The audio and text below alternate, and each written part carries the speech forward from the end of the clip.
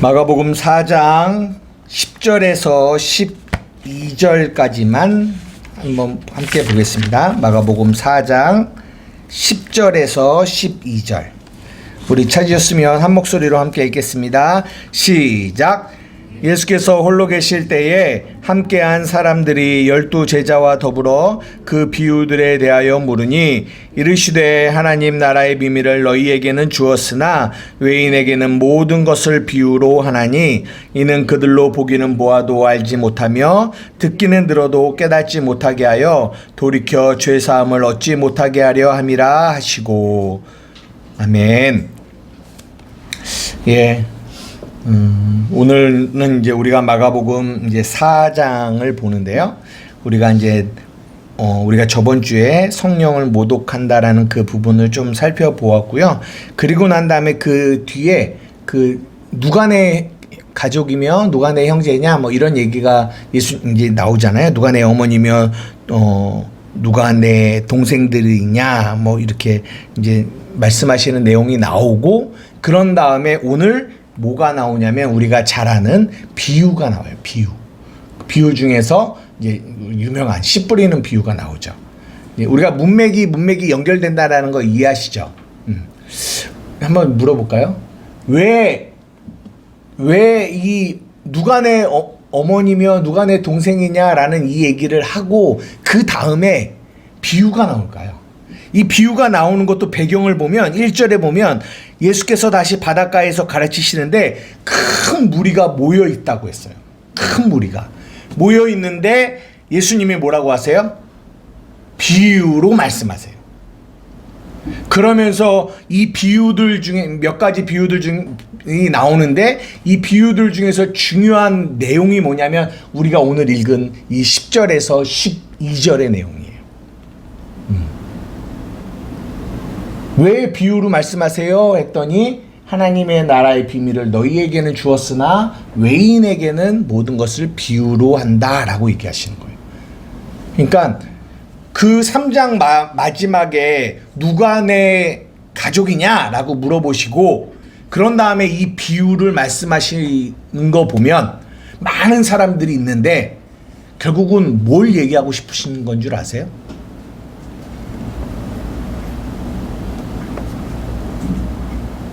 누가 가족일까요? 하나님의 뜻대로 행하는 자. 네? 하나님의 뜻대로 행하는 자. 여기 보면 비유가 이 비유가 뭔지 아세요? 하나님 나라의 비밀. 비밀, 그러니까 그렇죠. 비밀에게는 비밀인데 너희에게는 뭐 했어요? 그 비밀을 너희에게는 주셨어요. 그런데 외인들에게는 그게 그냥 비밀로 남아요. 그러니까 그냥 비밀로 남아있는 이들에게는 이 하나님의 나라의 비밀을 알 수가 없겠죠. 그죠? 근데 이 비밀을 이제 나중에 이제 마지막에 결론에 말씀드리겠지만 예수님이 33절에서 34절 한번 띄워주세요. 마지막 건데. 한번 다 같이 읽어보겠습니다. 시작. 예수께서 이러한 많은 비유로 그들이 알아들을 수 있는 대로 말씀을 가르치시되 비유가 아니면 말씀하지 아니하시고 다만 혼자 계실 때에 그 제자들에게 모든 것을 뭐 하셨어요? 해석하셨어요. 알게 하신 거죠. 그러니까 누가 가족이냐? 이 비유가 그냥 비유로 남은 사람들. 그러니까 비유라는 이 뜻이 이렇게 옆으로 이렇게 던져놓다라는 뜻이거든요. 그러니까 이렇게 옆으로 딱 던져놨어요. 그랬더니 사람들이 봤더니 비유야. 근데 그거를 그냥 던져진 걸로 이해하는 거야. 보여지는 대로. 이거를 비유라고 그래요. 근데 예수님은 이거를 뭘 해주세요? 해석을 해주세요. 이거 보여진 대로 보라고 내가 너한테 준 게 아니라 이 안에 하나님의 비밀이 담겨 있다. 그래서 너희들은 뭘 알아야 돼? 비밀을 알아야 되는데 그 비밀을 내가 뭐 해주겠다? 해석해 줄게. 누구에게? 하나님의 가족들에게. 그래서 가족 얘기가 나오고 비유가 나오는 거예요. 그런 스토리로 오늘 3장 후반부부터 4장의 비유 이야기가 나오는 거예요. 여러분, 이 씨 뿌리는 비유는 워낙 여러분들 많이 들으셨고, 그리고 저도 여러 번 설교를 했기 때문에 이제 아시죠? 아시죠? 원래는 그래서 이렇게 한번 준비하시라고 제가 얘기를 할까 하다가 이 추석이라서 추석이라서 차마 제가 바쁘신데 제가 또 준비하라고 하면 심적 부담이 크실 것 같아 갖고. 여러분, 저번 주 설교 들으셨어요? 네, 저번 주 설교 못 들으셨죠? 이 씨 뿌리는 비유를 예수님이 뭐라고 얘기하시냐면 13절에 너희가 이 비유를 알지 못하는데 어떻게 다른 비유를 알 수 있겠니? 다른 거를 알 수 있겠니? 라고 얘기하세요.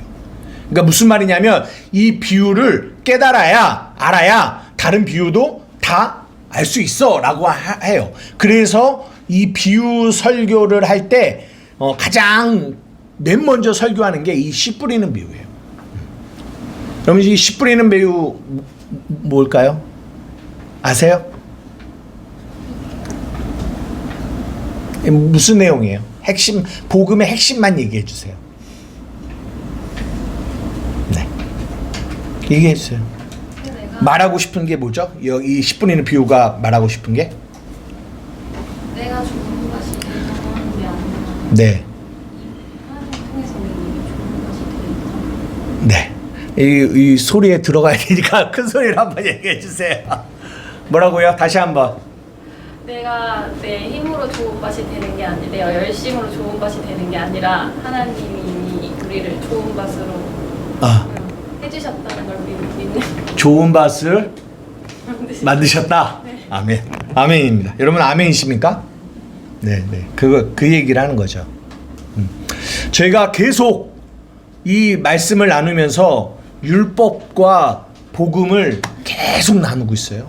나누고 있습니다. 앞으로 이렇게 나눈 이 내용들을 잘 정리해서 이제 조금 다른 이들에게 쉽게 이것들을 이렇게 설명할 수 있는 준비들을 하려고 하거든요.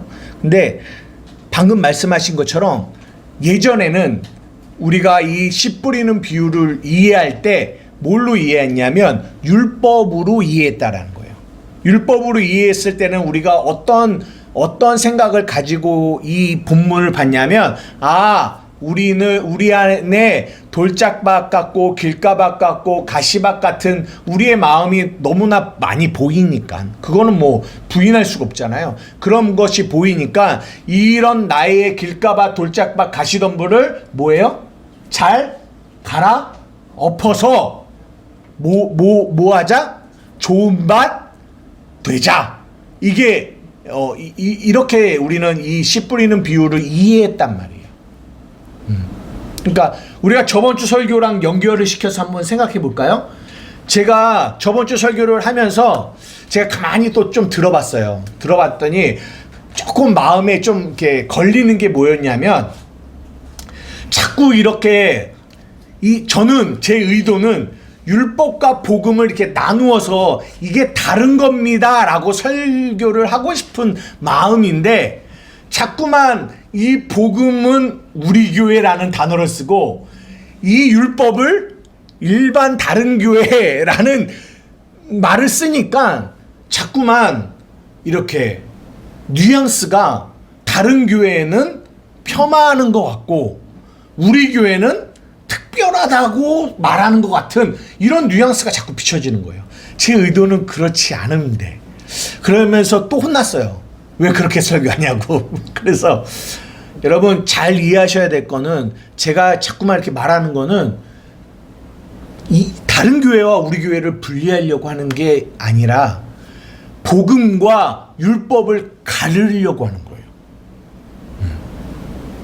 이거 이해하십니까?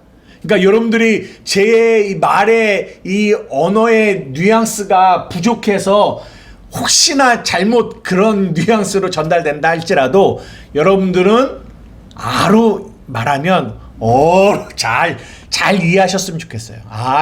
저 목사가 이거를 우리 교회가 뭐 특별한 교회야. 그렇게 말하려고 하는 것이 아니라 복음과 율법을 가르려고 하는구나. 이 의도를 여러분들 이해하시기를 주님의 이름으로 부탁드립니다. 아멘이십니까? 네. 저번 주에 우리가 성령을 해방한다는 얘기를 하면서 이 율법 아래에 있는 이들은 하지 말라거든요. 근데 왜 이 두 가지를 갈라야 되는지, 왜 율법 안에서 성경을 해석하는 것이, 그 율법 안에서 성령 해방죄를 해석하는 것이 왜 잘못되었다라고 말하는지, 왜 우리는 받아들이지 않는지에 대한 설명을 드렸어요. 이유가 뭐냐면, 복음이 뭐냐, 기쁜 소식이 뭐냐, 예수 그리스도가 뭐 하셨다고요? 십자가로 달려 돌아가실 때 뭐라고 말씀하셨어요? 다 이루었다. 다 이루었다라는 말이 무슨 말이에요? 오늘 4장의 씨 뿌리는 비유로 연결해서 말하자면 방금 보미자매님이 말씀하신 것처럼 나는 뭐다? 좋은 밭이다라는 거예요. 나는 좋은 밭이에요. 그러니까 저번 주 설교로 말하자면 나는 의로운 존재가 되었고 거룩한 존재가 되온 거죠. 누구 때문에? 예수님 때문에.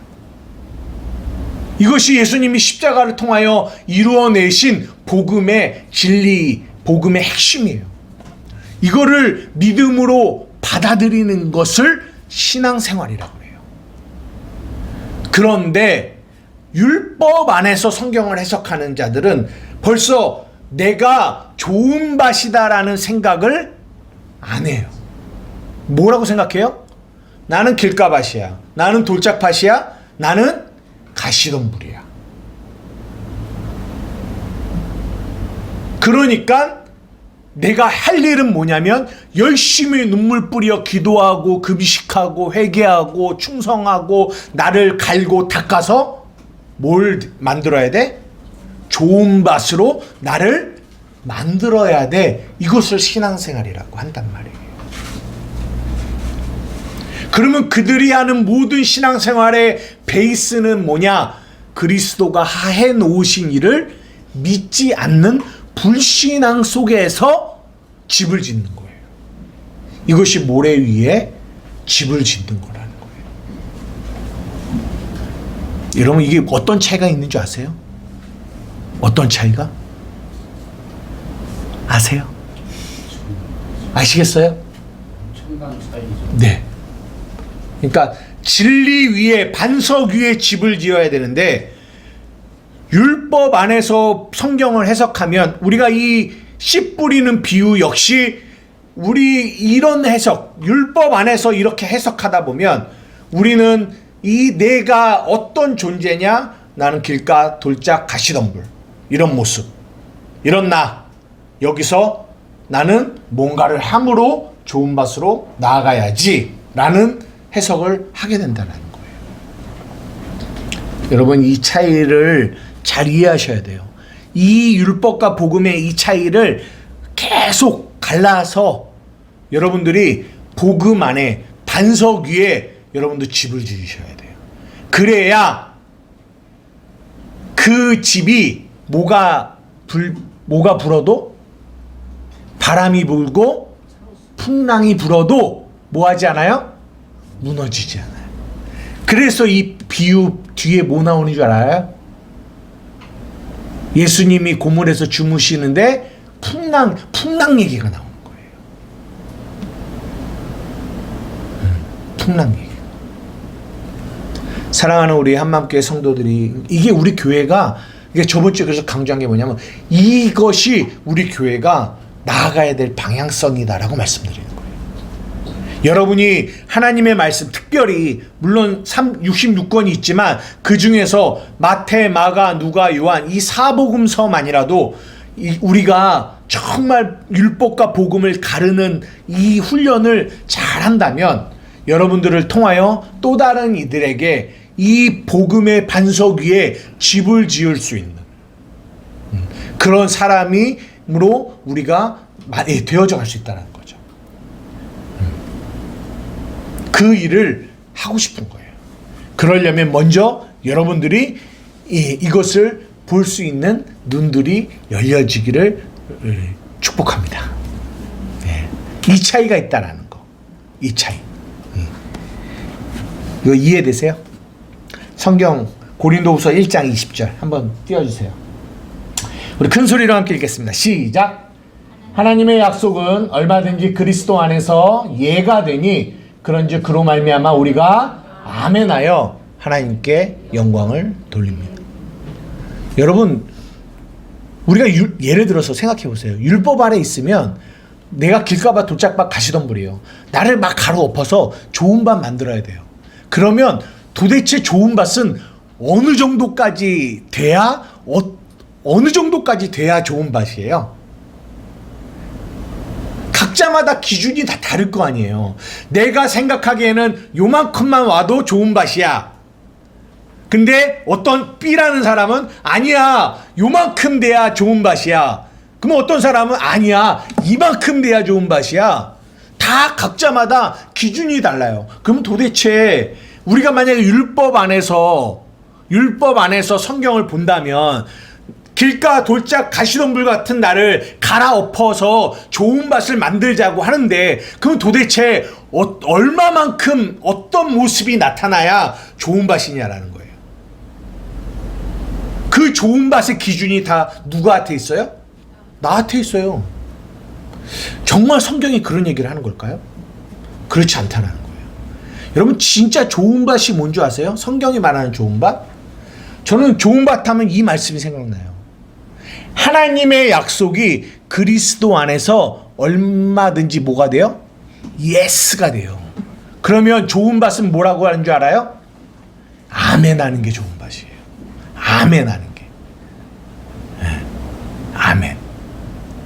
이 비유의 4장, 이 비유 맨 뒷머리에 하나님의 나라가 겨자씨 한 알 같다라고 얘기해요. 겨자씨 한 알. 근데 겨자씨 한 알이 얼마나 작은 줄 아세요? 보이지도 않아요. 근데 하나님이 약속하셨어요.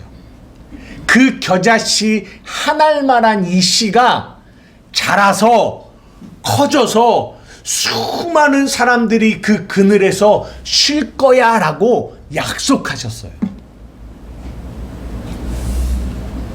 근데 좋은 밭은 뭐라고 하는 줄 알아요? 그 말을 아멘이라고 해요. 뭘 언제서부터? 그 씨가 겨자씨일 때서부터. 아무것도 보이는 게 없다니까요. 겨자씨 하나가 심겼으니까 뭐가 보이겠어요? 아무것도 안 보여요. 그런데도 불구하고 뭐라고 그래요? 아멘 그래요. 이거를 성경은 어린아이들의 찬미라고 그래요. 우리 드레같이 작은 어린아이에게 이게 부모가 얘기하는 거죠.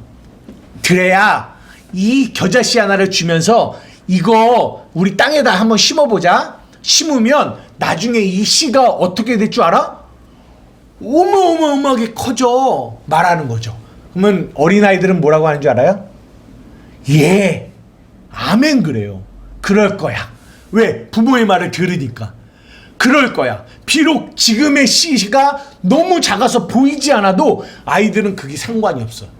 그게 중요하지 않아. 뭐가 중요하냐면 부모의 말이 중요한 거예요. 이것을 성경은 어린아이의 찬미라고 얘기해요. 그러나 어른은 안 그래요. 그러나 율법 아래 있는 자들은 안 그래요. 애기에 이게 뭔데? 너무 작은데. 이 자라야 되는데 자랄 때까지 뭐 하지 않아요? 기다리질 않아요.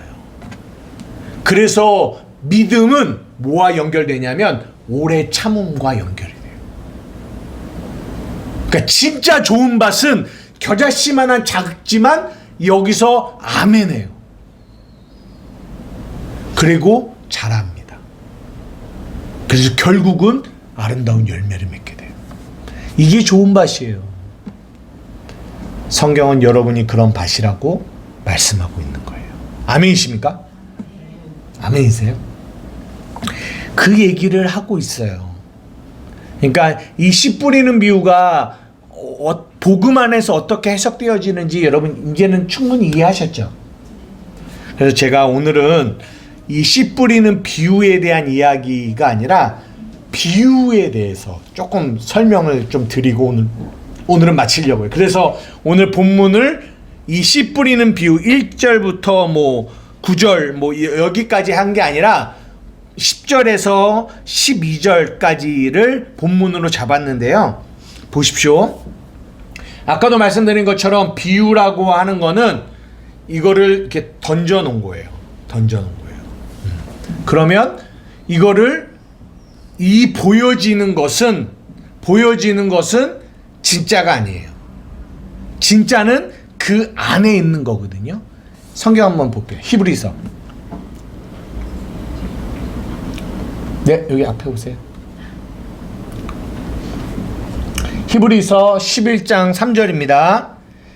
시작. 믿음으로 모든 세계가 하나님의 말씀으로 지어진 줄을 우리가 아나니 보이는 것은 나타난 것으로 말미암아 된 것이 아니니라. 모든 세계가 하나님의 말씀으로 지어졌는데요. 줄을 우리가 아는데요. 보이는 것은 보이는 거예요. 나타난 것으로 말미암아 된 것이 아니라는 말은 무슨 말인지 잘 어렵죠. 보이는 것, 이것은 보이는 것 그 자체는 비유와 같아요. 던져진 거죠. 딱 우리에게. 보이는 것은 나타난 것으로 말미암아 된 것이 아니라는 거는 보이는 이거는 이게 실체가 아니라 보이지 않는 것으로부터 나왔다라는 얘기를 하는 거예요. 이거 이해되세요? 그러니까 우리에게 보여진 거는 실체가 있는데 그 실체가 보이지 않는 거라는 거예요. 그런데 보이지 않는 거기 때문에 우리가 볼 수 있다 없다? 볼 수 없다라는 거죠. 무슨 말을 하느냐 이런 눈으로 저를 쳐다보시는 것 같아요. 잘 이해가 안 되세요?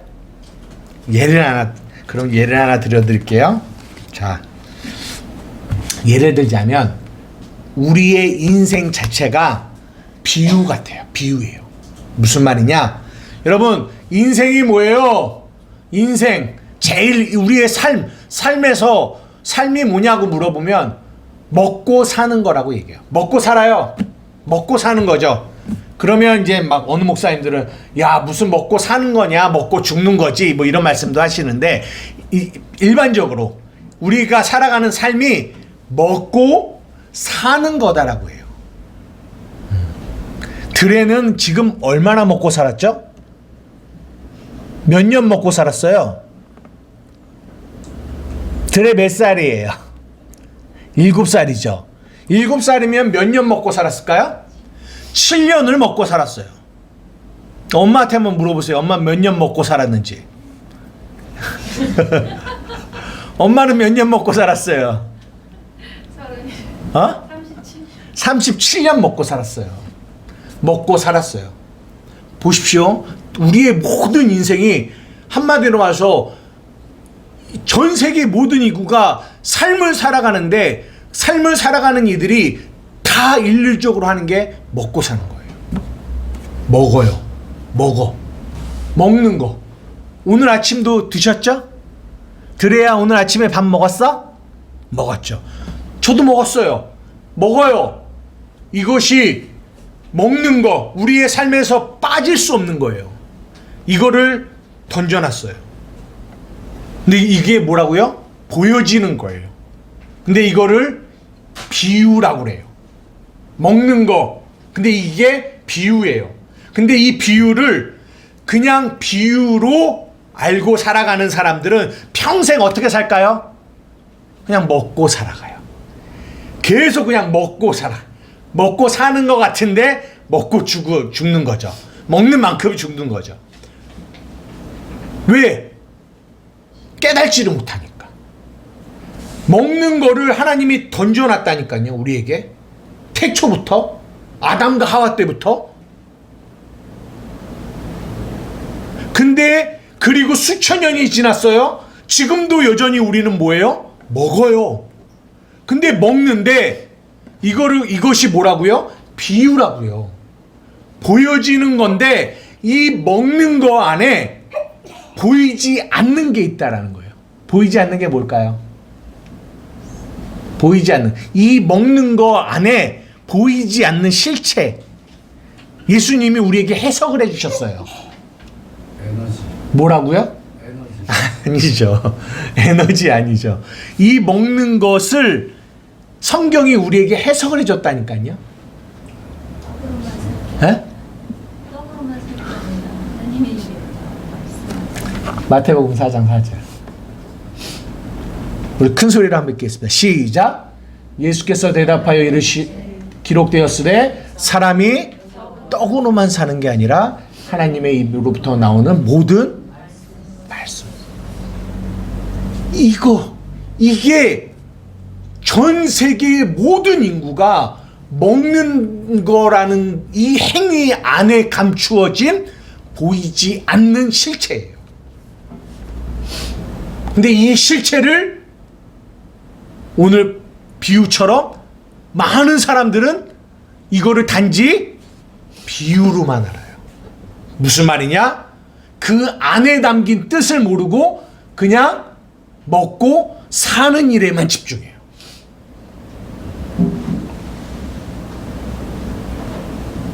그래서 7년 먹고 살고 37년 먹고 살고 40년 먹고 살고 80년 먹고 살다가 결국은 죽는 거예요.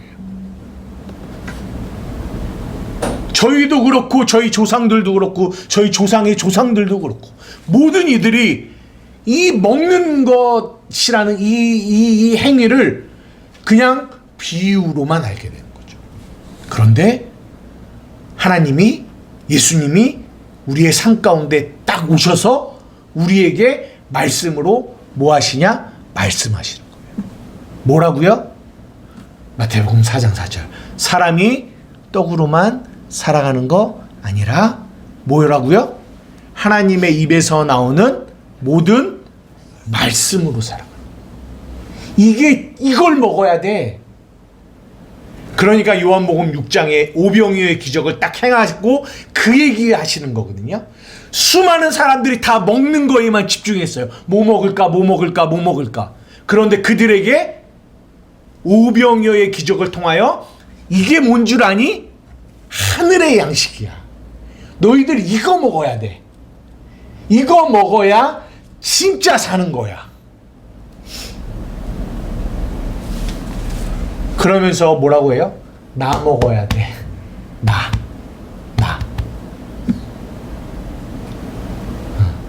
왜? 내가 진짜 생명이니까. 보십시오. 제가 지금 드레아 목사님이 살았어, 죽었어? 살았어? 어떻게 알아? 목사님 살았지? 그래. 드레는 살았어? 살았지. 살았어요. 우리 모두가 살았단 말이에요. 살았다는 말은 우리 안에 생명이 있다라는 거예요. 생명. 이거를 육의 생명이라고 해요. 우리가 사는 동안, 먹고 살아가는 동안 우리는 육의 생명을 가지고 있어요. 이 생명이 끝나면 우리는 그것을 죽음이라고 얘기합니다. 그런데 이것 또한 뭐예요? 비유예요. 이 육의 생명을 우리는 누구나 다 70년, 80년, 뭐 더 많게는 90년, 100년을 가지고 살아가요. 근데 이것은 우리에게 비유로 던져지는 겁니다. 이 육의 생명을 우리에게 주심으로 말미암아 우리에게 예수님이 뭔가를 가르쳐 주세요. 이 비유를, 우리가 살아가는 생명을 이게 가르쳐 주세요. 뭐라고 가르쳐 주시는 줄 알아요? 예? 예수님 없으면 죽은 거나 마찬가지죠. 그거를 성경의 요한복음 6장에 뭐라고 하는 줄 아세요? 14장. 우리 다 같이 크게 한번 읽어볼게요. 시작. 예수께서 이르시되 내가 곧 길이요 진리요 생명이니 나로 말미암지 않고는 아버지께로 올 자가 내가 뭐라고요? 생명이라고. 진짜 생명. 생명이 우리의 육의 생명을 던져놨는데 우리 모두가 다 그 생명을 가지고 살아가는데 이 생명을 가지고 살아가고 있는 동안에 예수님이 우리에게 오시더니 우리에게 이 생명을 이 비유를 뭐 해주세요? 해석해 주시는데 뭐라고 해석해 주시느냐? 내가 생명이야 라고 해석을 해주세요. 그러면 그 생명을 먹으면 우리는 영원히 사는 거예요. 육의 생명은 강건하면 70, 80에 죽으면 끝이지만 그 진짜 생명을 먹으면 영원히 사는 영원한 생명을 얻게 되는 거예요. 하나님은 우리에게 이거 가르쳐 주려고 우리의 이 땅에 생명을 우리에게 주셔서 던져 놓으신 거예요.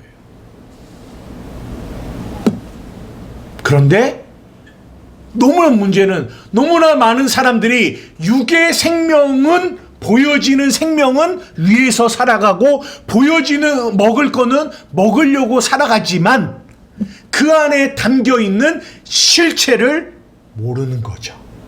몰라요. 그러니까 먹고 살고 육의 생명을 갖다가 죽는 거예요. 그러니까 그들의 삶은 다 뭐예요? 비유예요. 비유. 이거 이해되세요? 이해되세요?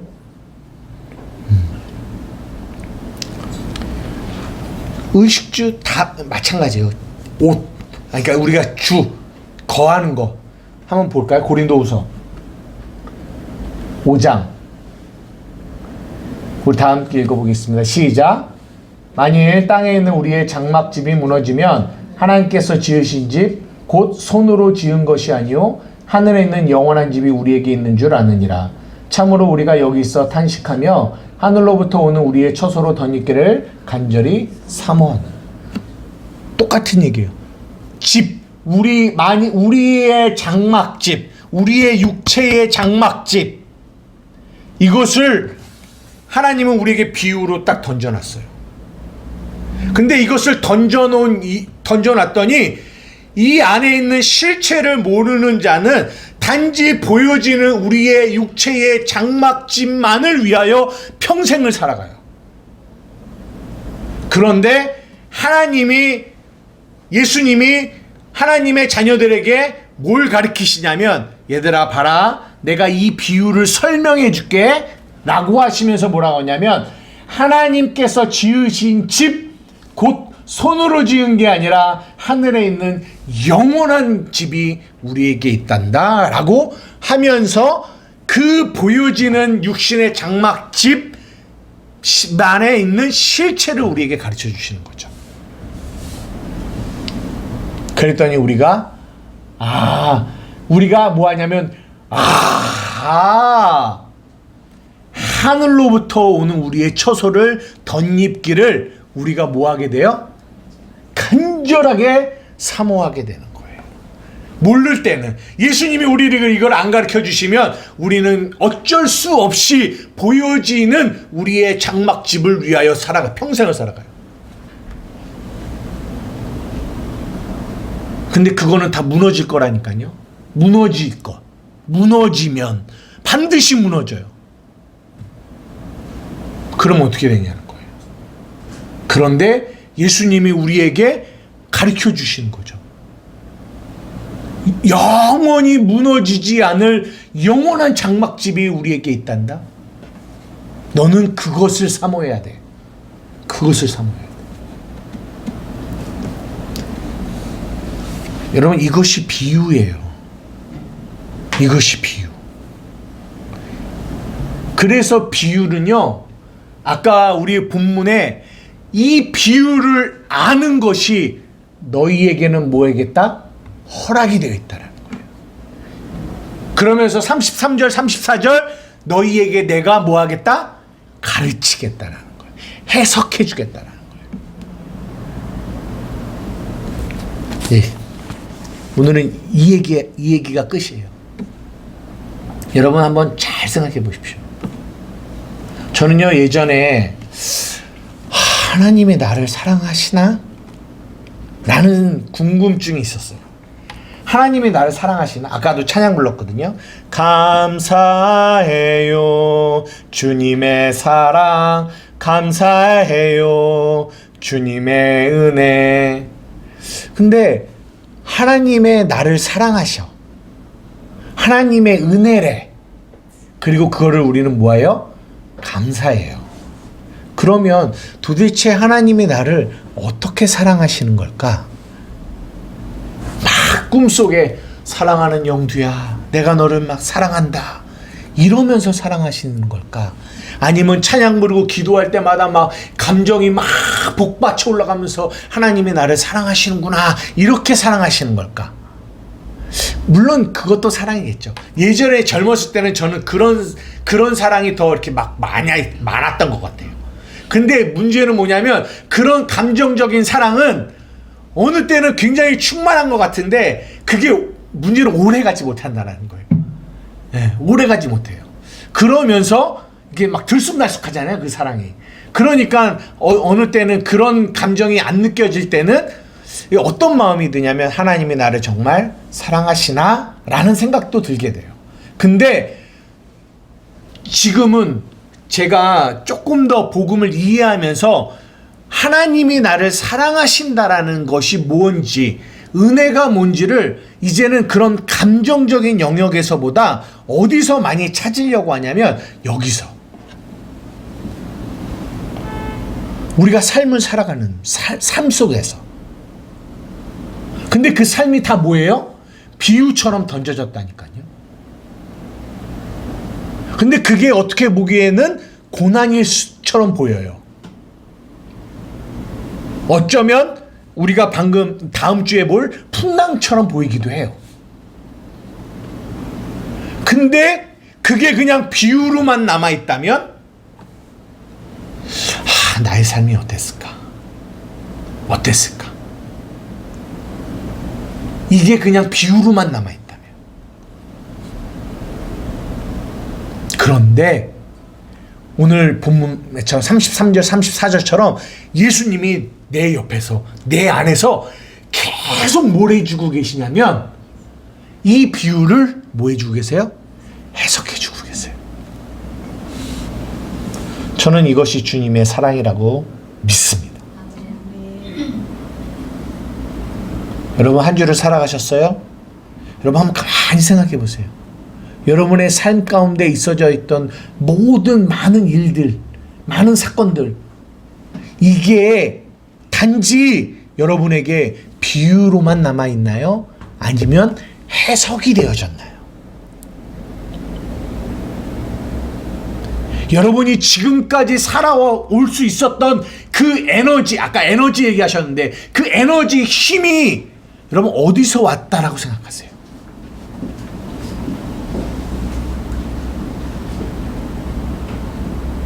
뭔가가 여러분 안에 해석이 되어졌기 때문에 그래요.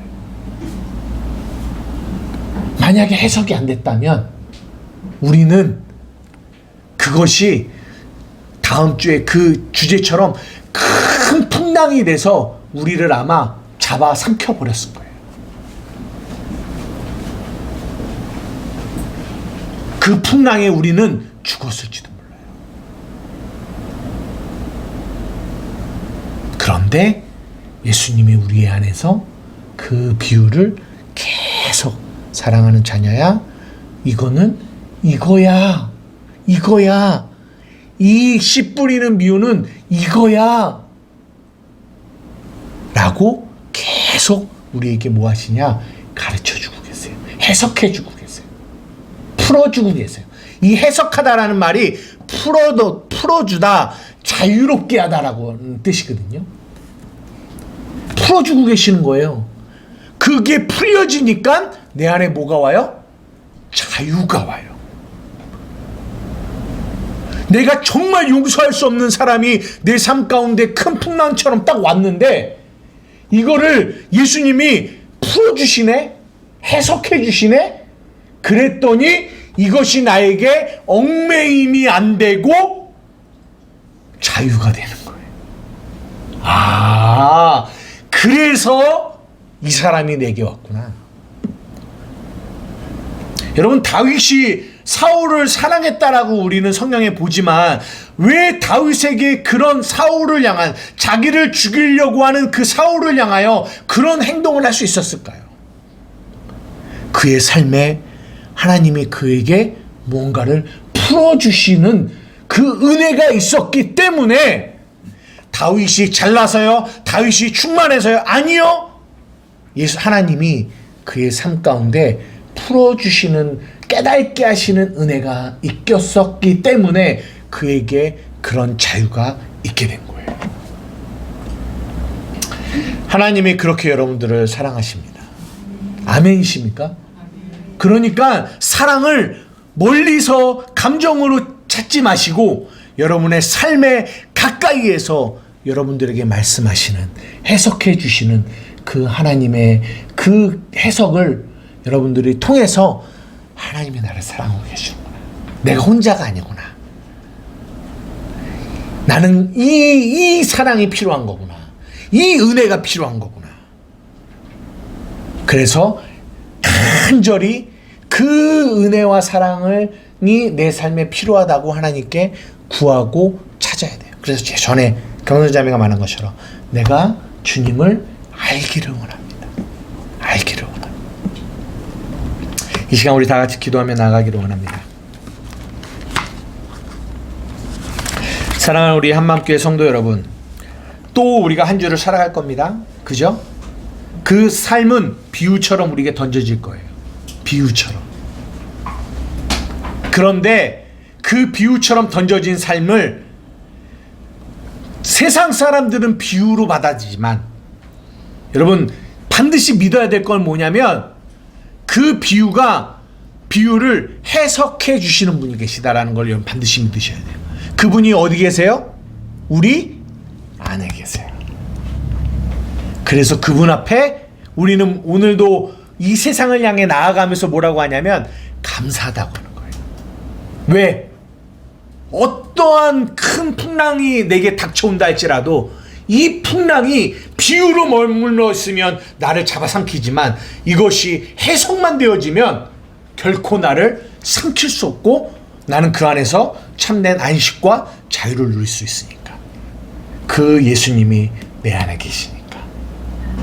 그래서 우리는 진정한 감사가 예배통에서 나오는 거예요. 우리 시간 기도할 때 다른 기도하지 말고 주님 감사합니다. 이것이 단지 비유로 내게 머물러 있는 것이 아니라 이것이 해석되어지는 은혜가 내게 있음을 감사합니다. 오늘 감사로 그렇게 하나님께 나아가는 저와 여러분 되기를 축복합니다. 이 시간 나같이 주님의 이름 한번 부르며 기도하며 나가시겠습니다. 주여!